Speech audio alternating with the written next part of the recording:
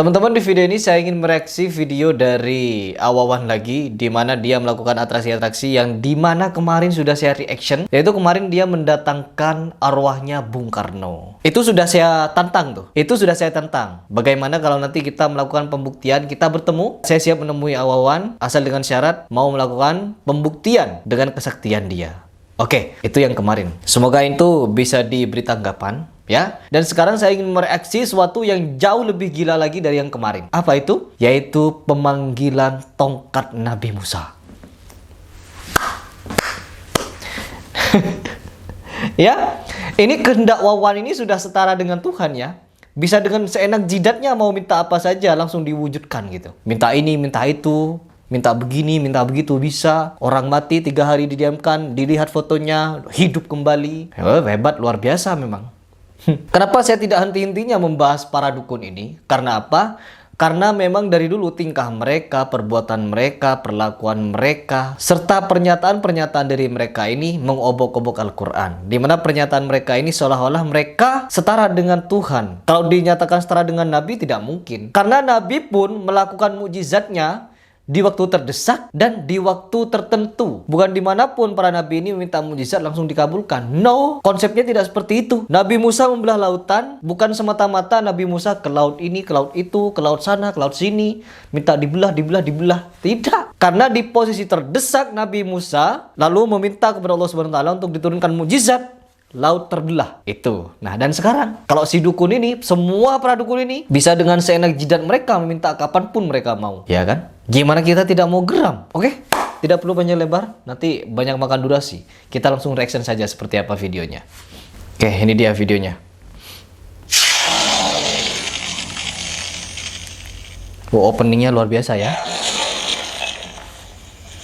Bertemu lagi dengan channel kita Raja Semesta TV. Ya, kita ketemu lagi. Kita kedatangan tamu dari Jakarta untuk berobat. Sebelum melanjutkan, jangan lupa subscribe, like, comment, and share.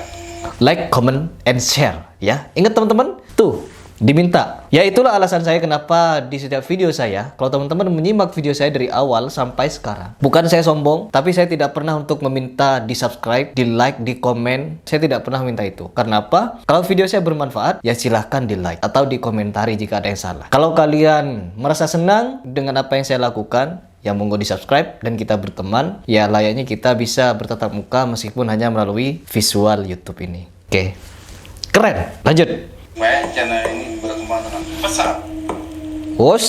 Berkembang pesat ya? Iya, teman halus.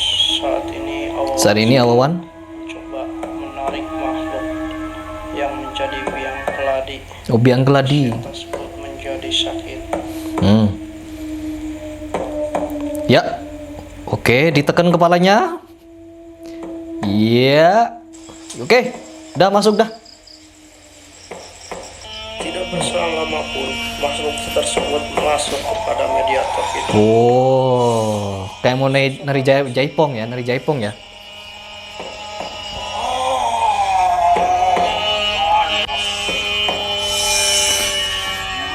Awawan pun Kayak mau jadi sapi ya. makhluk tersebut dengan Jadi apa itu ya, buaya? Tunggu sebentar. Itu yang ngerangkak di belakang itu baju merah. Itu kayak baju saya itu ya. Saya punya kaos seperti itu. Nih fotonya seperti ini.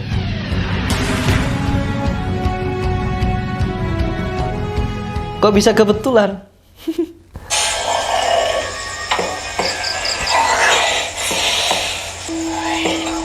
Ya, saya tunggu sama Anda.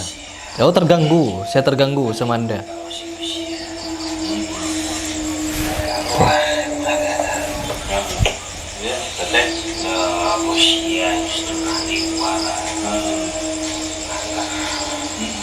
Maksudnya gimana ini? Panggil tuh sana. Oh, panggil orang rajanya. Oh, ini bukan rajanya nih.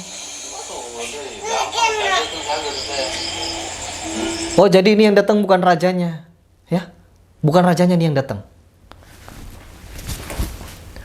Lanjut. Oh, enggak katanya ya. Dia mau diem di raga ini.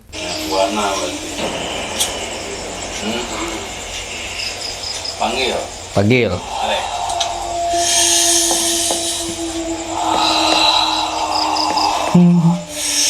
Kenapa saya ketawa kalau melihat kejadian atau adegan-adegan seperti ini? Karena saya tahu kalau adegan ini itu settingan. Karena saya tahu kalau adegan seperti ini hanya dilakukan oleh orang-orang dalam. Mediatornya dia, ini, itu. Tetap orang-orang itu saja gitu. Lanjut.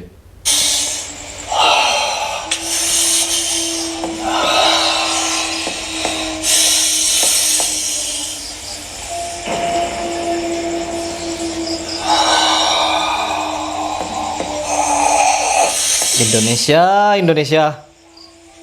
Kenapa Indonesia seperti ini orang-orangnya?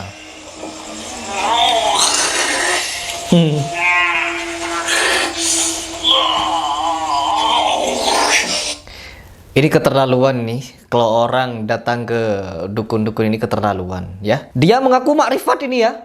Orang ini, Wawan ini mengaku makrifat. Jadi dia punya ilmu makrifat katanya. Jadi kalau kita masih syariat, jangan coba-coba ngelawan dia. Jangan coba-coba ngebantah dia ya. Karena dia ilmunya sudah makrifat, makrifatullah gitu. Jadi ada 4 tahapan. Jadi syariat, thariqat, hakikat, makrifat. Jadi kalau ini sudah tingkatan makrifat, level paling tinggi. Jadi kita bukan apa-apanya. Ya, makanya dia bisa melakukan atraksi-atraksi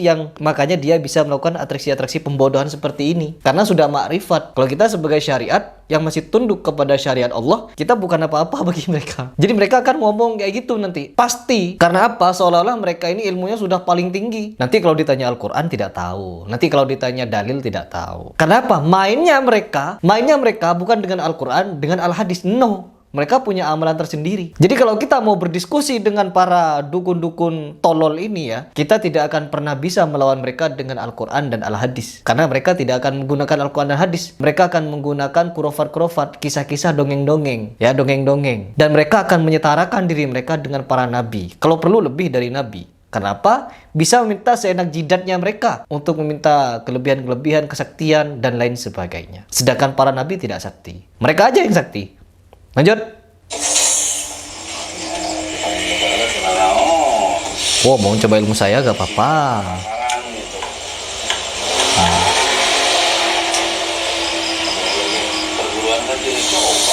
Oh gitu. Aki. Oh jadi ini rajanya ya? Oh gak apa-apa, GPP.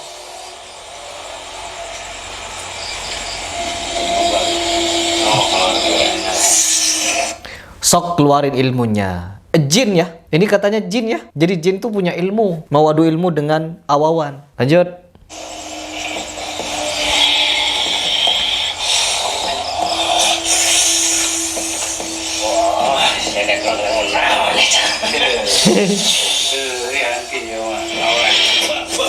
Wah, pak. Wah, langsung heboh. Oh, ngeluarin ular katanya. Awawan ngeluarin ular. Pak katanya. Jadi ada 3 ular. Lanjut. Wait. Diulek. Ular lagi. Ya. Diulek. Makan. Wah.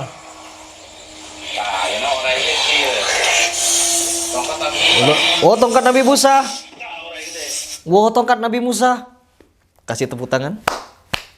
Akhirnya dia mengeluarkan jurus andalannya. Ya, memanggil seolah-olah dia lebih dari Nabi. Nabi Musa saja ya tidak pernah meminta tongkat ya. Tidak pernah meminta tongkat. Ini tongkatnya Nabi Musa nih yang diminta ini. Rumusnya gimana ya? Iya kan? Bisa seenak jidatnya ya. Kemarin dia memanggil rohnya Bung Karno dipanggil. Dimasukkan dalam dirinya. Terus yang lebih hebat lagi, memanggil nur Allah, energi Nabi Muhammad, energi Nabi Adam, dijadikan satu, dimasukkan ke dalam jimat. Dan sekarang di video ini, dia memanggil tongkatnya Nabi Musa di dalam bentuk yang goib. Jadi tadi mengeluarkan set ular. Dan sekarang ular yang lebih besar katanya, tongkat Nabi Musa. Tuh, kalau teman-teman masih datang ke dukun, percaya sama dukun, Udah lah. Yakin saya kenapa di Indonesia itu banyak sekali film-film horor yang laku di pasaran. Karena masyarakatnya sangat demen sekali dengan klinik-klinik. Seperti itu. Tongkat Nabi Musa katanya dipanggil oleh dukun. Dukun manggil tongkatnya Nabi Musa. Nabi Muhammad ketika peperangan tidak pernah manggil tongkatnya Nabi Musa. Nabi Muhammad gak pernah manggil tongkatnya Nabi Musa. Atau Nabi Muhammad minta kepada Allah diberikan mukjizatnya Nabi Isa. Membangkitkan yang sudah mati. Para sahabat yang sudah mati mau dibangkitkan lagi dengan mukjizatnya Nabi Isa. Tidak pernah tuh. Nabi Muhammad tidak pernah minta kayak gitu. Ketika peperangan ada panah api gitu. Nabi Muhammad tidak pernah menggunakan atau meminta kepada Allah untuk dilindungi, diberikan mukjizatnya Nabi Ibrahim untuk tidak mempan dibakar dan lain sebagainya. Nabi Muhammad berperang ya luka-luka, dilempar batu ya berdarah kayak gitu. Ini para dukun ini dia bisa minta kebal kepada Allah. Jadi ditembak tidak mempan, dibacok tidak terluka. Pokoknya hebat dah. Terus ada penyakit manusia, penyakit kronis gitu, penyakit jantung, ginjal, paru-paru dan lain sebagainya. Belikan kambing. Penyakit kronis itu atau penyakit kanker dan mematikan itu pindah ke kambing. Enak kan? Enak kan ya? Ini dukun-dukun ini yang sudah melampaui keilmuan dari para rasul. Kayak gitu. Jadi mereka bertindak seolah-olah memiliki kemampuan atau kelebihan yang dimiliki oleh para rasul. Kayak gitu. Itu para dukun di Indonesia. Geram saya. Lalu si Wawan ini jauh lebih hebat lagi. Karena dia membangun citranya dengan raja semesta. Dukunnya para semesta. Bisa manggil Nur Muhammad. Bisa manggil energi Allah. Bisa memanggil energinya Nabi Adam. Terus bisa memanggil arwahnya Bung Karno. Ini Orochimaru ini. Orochimaru kalau tidak salah segel Shiki Fujin ya.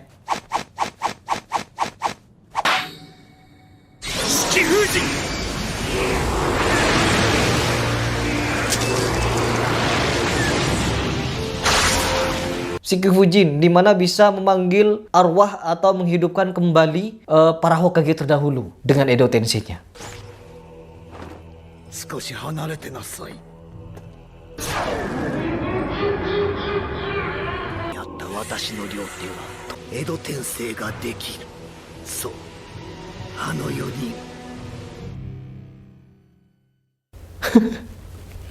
Ini Wawan di Orochimaru. Ini Orochimarunya Indonesia ya. Jadi berasa sekali kita ini hidup di negeri Konoha dengan adanya para dukun-dukun ini. Berasa sekali. Ya, lucu. Dan sekarang dia ini memiliki tongkatnya Nabi Musa. Tuh, tidak hebat gimana? Yuk, buruan datang ke dia. Yuk, teman-teman. Tuh, samperin tuh. Minta jimatnya. Beli tuh tasbih. Atau kalau perlu minta tuh tongkat. Biar bisa kalian miliki tongkatnya Nabi Musa. Ya, karena bisa dengan seenak jidatnya. Tongkat Nabi Musa, datanglah. Datang ular raksasa katanya. Lanjut. Tuh ular besar.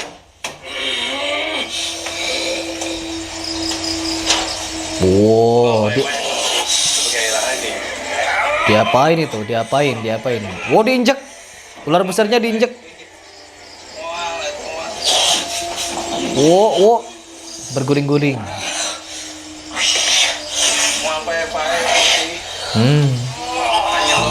Melintir itu. Kanjeng Nabi. Itu mah Kanjeng Nabi yang punya. Jadi tongkatnya Nabi ya ada di Wawan. Sekarang Wawan ini punya tongkatnya Nabi Musa. Lanjut.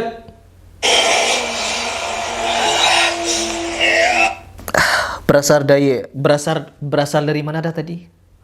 Berasal dari mana? Lauful Mahfud ya. Aduh, ini nanti kebaca oleh ini nih, Mahfud MD nih, bahaya ini. Lanjut. Tiba-tiba si Aki tersebut memanggil eyang gurunya. Dari Jaipong. Ibu Kalimantan. Udah nyebut provinsi ya. Mau narik ya.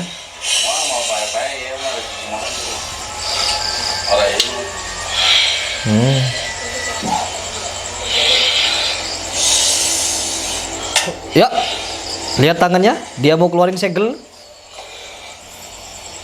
Lihat tangannya, dia mau pakai segel apa itu? Iya bener kan? Bener apa saya bilang apa kan?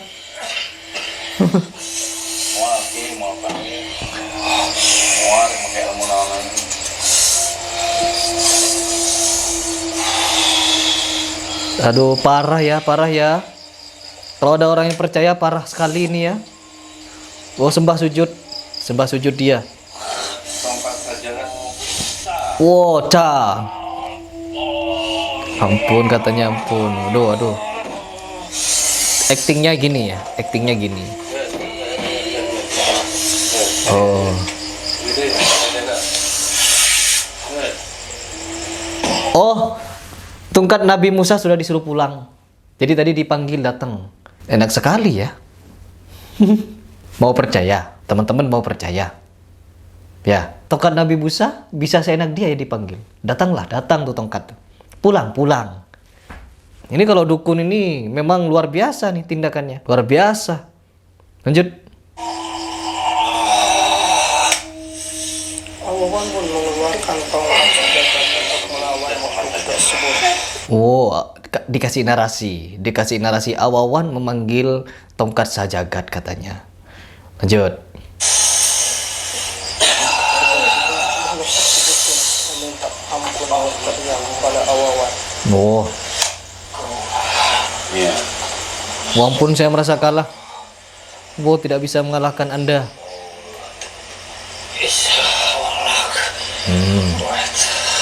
Eta yang membuat sajagat membuka lagi. Punyanya buhun sejati. Apa?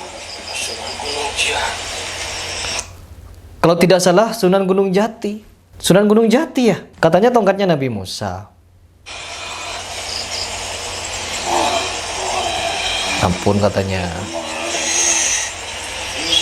Ini cocok sekali nih teman-teman kalau dijadikan serial-serial kayak Angling Dharma, Misteri Gunung Merapi, Nyi Pelet kayak gitu-gitu. Ini cocok nih. Ini para pemeran-pemeran yang cocok ini. Ya bisa kesurupan-kesurupan. Lanjut.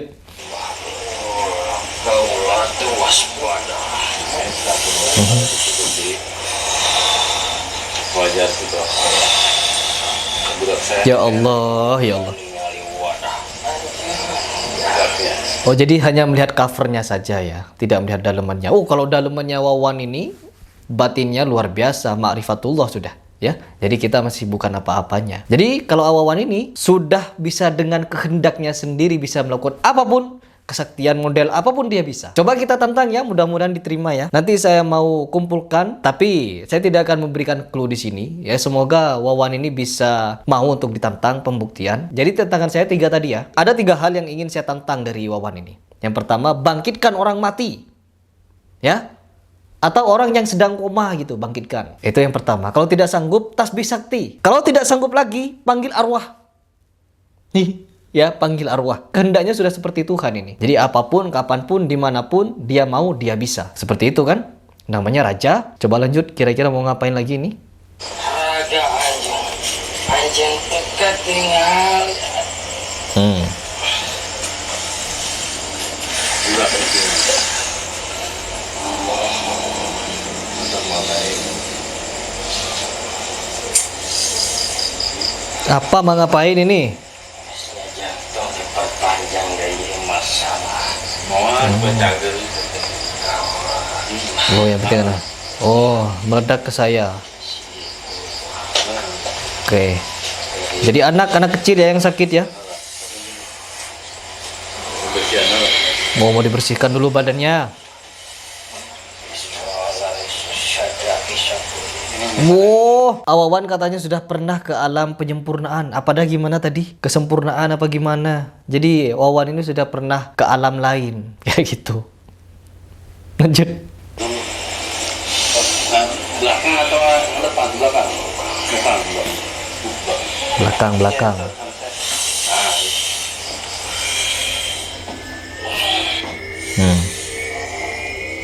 Oh, musiknya berubah. Ambience-nya berubah ya. Biar kelihatan lebih sakral, lebih sakti lagi. Jadi dirubah musiknya. Oh. Iya. Wah, cukup. Stop. Udah. Angkat tangan. Angkat tangan saya. Jadi teman-teman, itu adalah kesaktian lain dari Wawan. Selain dia bisa memanggil Nur Allah, Nur Muhammad, Nur Adam dijadikan satu, masukkan ke jimat atau ke tasbih, dia juga bisa memanggil arwah para Hokage atau para presiden. Terus yang berikutnya, dia juga bisa memanggil tongkatnya Nabi Musa.